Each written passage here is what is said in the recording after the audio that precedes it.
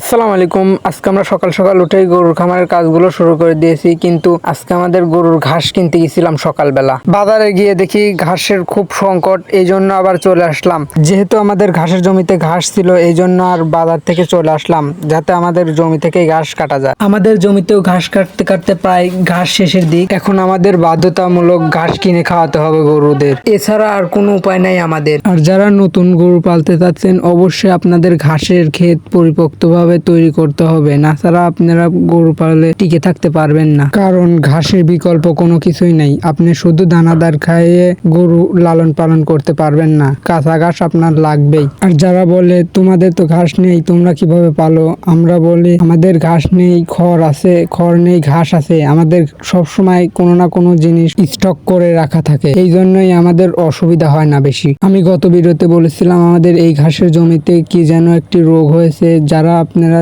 ভালো জানেন বা বোঝেন অবশ্যই আমাদের জানাবেন, তাহলে একটু উপকৃত হতাম। আর আমাদের যেহেতু দুইটা মাত্র গরু, এই জন্য সব কাজ আমি একাই করে থাকি। ঘাস কাটা থেকে শুরু করে গোসল দেওয়ানো এবং বিভিন্ন ধরনের কাজগুলো আমি একাই করে থাকি। শুধু যদি আপনারা গরু পালেন তাহলে লস যাওয়ার সম্ভাবনা থাকতে পারে, এই জন্য আপনারা ছাগল, হাঁস, মুরগি এইগুলো পালবেন। এইগুলো আমি পালার একটি ডেডিকেটেড ভিডিও তৈরি করব, আপনাদের দেখাবো। যারা কৃষিকাজ ভালোবাসেন তারা এই চ্যানেলের পাশে থাকবেন আর একটি সাবস্ক্রাইব করে দিবেন, তাহলে আমরা অনেক অনুপ্রেরণা পাই এবং ভিডিও বানাতে অনেক আগ্রহ জাগে। যাই হোক, আপনাদের অনেক রকম প্রশ্ন থাকতে পারে, আমরা এই প্রশ্নগুলো নিয়ে থাকি। আমাদের এই চ্যানেলের ডেসক্রিপশনে আমাদের হোয়াটসঅ্যাপ নাম্বার দেওয়া থাকে, বা আমাদের কমেন্টে জানালেও আমরা কমেন্ট পড়ে দেখি। যাদের যেরকম প্রশ্ন থাকে আমাদের কাছে করবেন, আমরা ইনশাল্লাহ সঠিক উত্তর দেওয়ার চেষ্টা করব।